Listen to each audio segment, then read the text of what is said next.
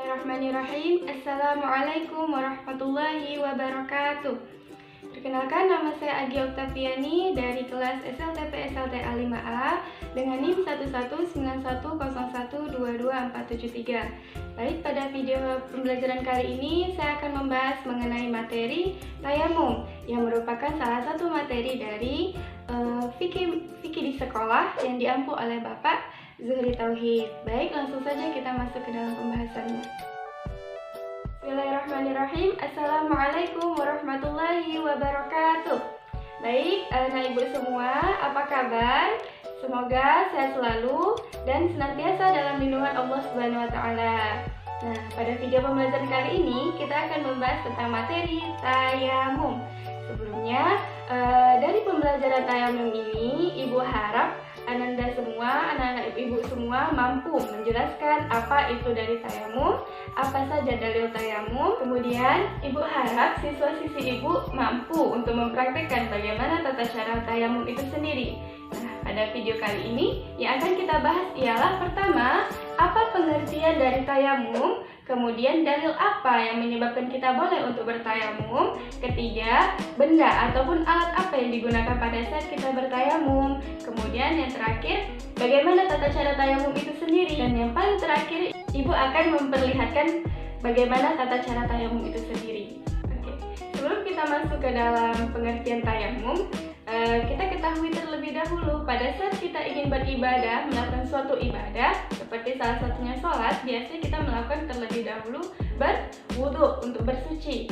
Nah, pada saat kita sedang sakit ataupun dalam keadaan tidak ada air, maka ada alternatif lain untuk kita dapat bersuci untuk melakukan suatu ibadah, yaitu salah satunya dengan cara bertayamum. Baik, kita masuk ke dalam materi pertama, yaitu pengertian dari tayamum. Pengertian tayamum itu secara bahasa artinya al-qasdu, yang berarti menyengaja atau bermaksud sesuatu. Lalu secara istilah mengusap wajah dan kedua telapak tangan dengan debu yang suci dengan cara tertentu.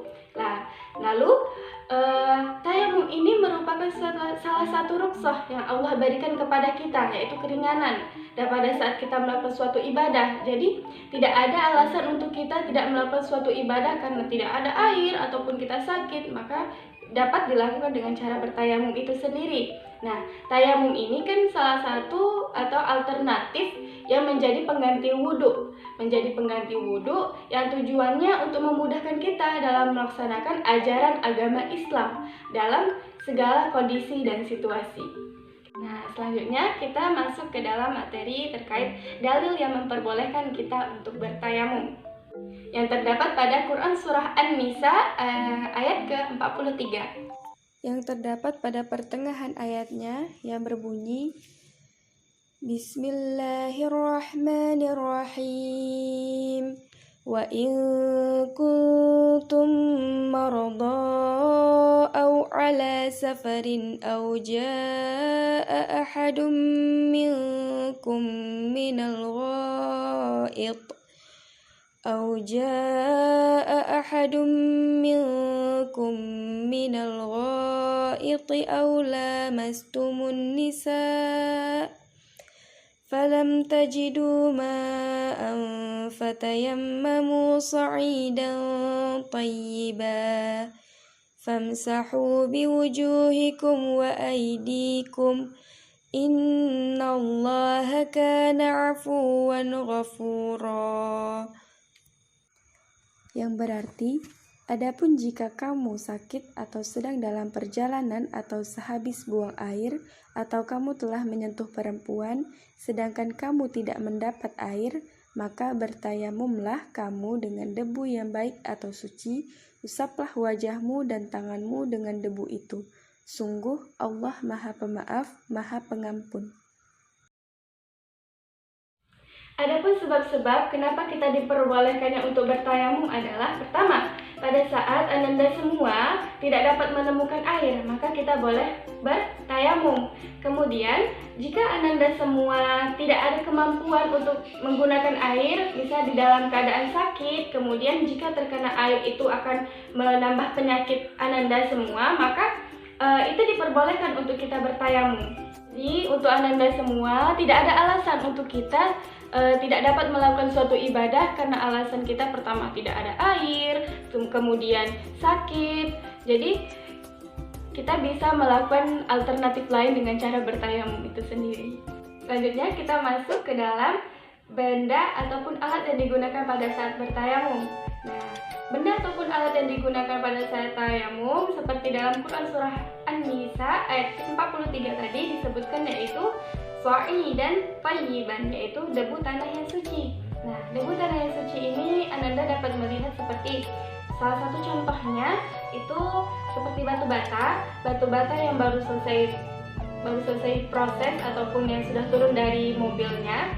Nah, itu dua batu bata ketika Ananda semua gosokkan itu kan keluar debu. Nah, debu itu dapat Ananda gunakan sebagai media untuk bertayamum tadi.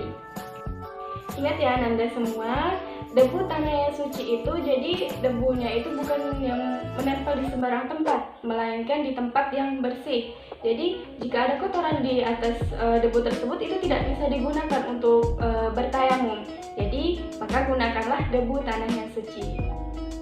Baik Ananda semua, kita masuk ke pembahasan yang terakhir, yaitu bagaimana tata cara bertayamum yang baik dan benar itu. Pertama, ketika Ananda semua melakukan tayamum, awali dengan membaca Bismillahirrahmanirrahim. Kemudian letakkan kedua telapak tangan di debu tanah yang suci tadi, lalu berniat di dalam hati dengan membaca Nawaitu tayammuma li istibahatis salati fardhan lillahi ta'ala. Kemudian angkat, tepuk satu kali, lalu usapkan ke wajah. Lalu letakkan kembali tangan Ananda ke debu tanah yang suci. Lalu angkat lagi, tepuk satu kali lagi, lalu usapkan ke telapak tangan. Awali dengan tangan kanan terlebih dahulu Ananda. Itu dengan cara mengusapnya sebelah kanan, lalu ke tangan yang kiri sebanyak satu kali. Jadi pada saat tayamum ini kita hanya mengusapnya satu kali, di wajah satu kali, di telapak tangan satu kali.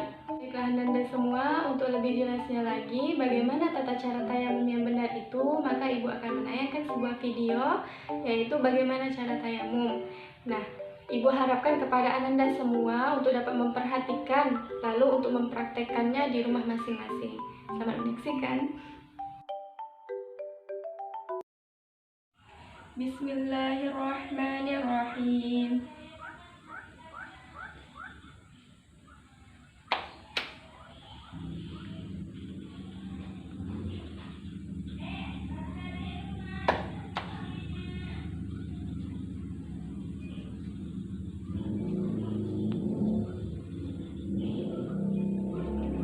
Asyhadu an la ilaha illallah wa asyhadu anna Muhammadan abduhu wa rasuluh.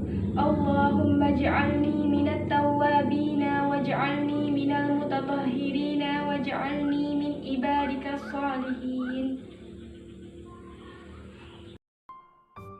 Baiklah Ananda semua, sekian video pembelajaran kita hari ini terkait materi tayamum. Nah, Ibu harapkan untuk Ananda semua dapat mencapai tujuan pembelajaran kita dan lebih dan kurang Ibu memohon maaf karena yang benar datangnya dari Allah Subhanahu wa taala, yang salah dari Ibu sendiri. Semoga video ini bermanfaat untuk kita semua. Wabillahi taufiq wal hidayah. Wassalamualaikum warahmatullahi wabarakatuh.